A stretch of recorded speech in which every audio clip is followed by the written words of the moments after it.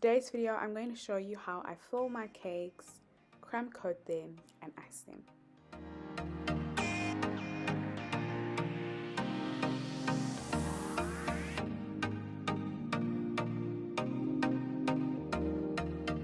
So for this cake, I'm using a vanilla sponge and I'm going to be filling it with a salted caramel filling. When I start off, I put a small thin layer on the base of my cake, and as you can see right now, I'm piping a border around it. I do quite a thick border when I'm doing a salted caramel filling because I often find that it seeps through the sides and that makes the cake wobbly and not sturdy, and also it might slant the cake a little bit. So as you can see, I'm using a spoon to put my caramel filling inside. If you've got a drizzle bottle and your caramel is running enough, you can use that.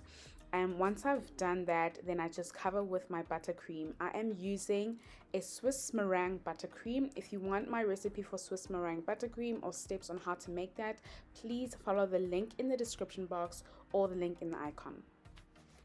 So my cake has 4 layers, and for each layer I do exactly as I've done previously. I put a thin layer of my buttercream and then I make my border. My border is going to be a thick border so that my filling does not ooze out of the sides, and then I add my filling.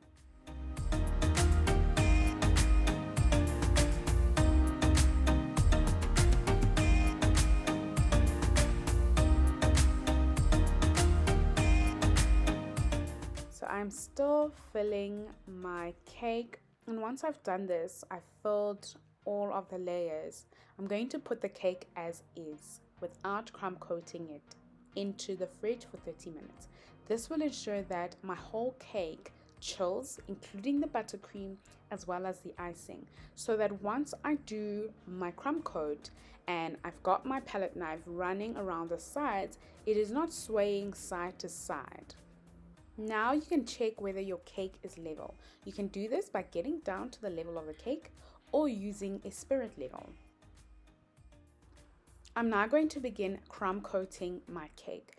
The reason we make a crumb coat is to trap the crumbs inside so that your crumbs are not shown or are not visible on the final layer, which is the outside of your cake, which is visible to the person purchasing the cake or your guests that are going to be eating the cake.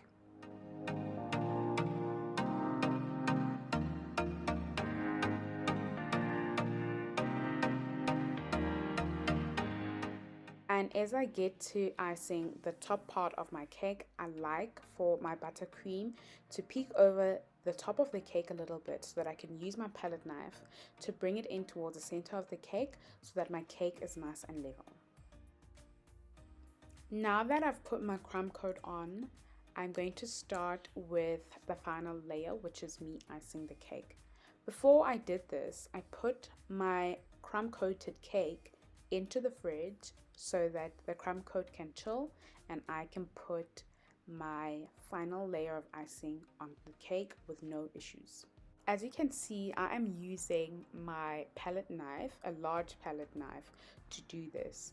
If you find it easier to use a piping bag to get the icing onto the cake, you can definitely do that.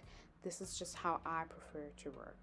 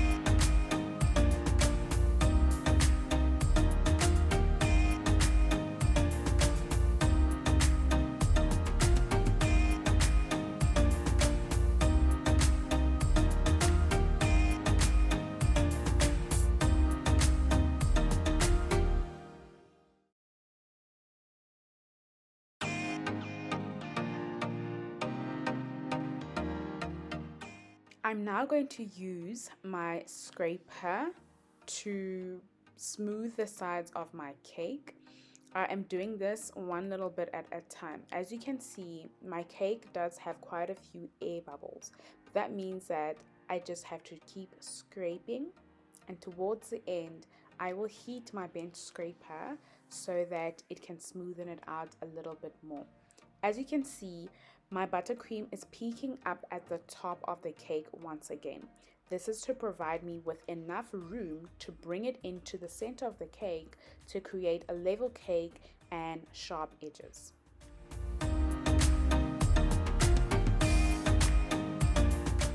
Thanks for watching. Please do remember to give this video a thumbs up and to subscribe to my channel for more tutorials on baking and icing cakes.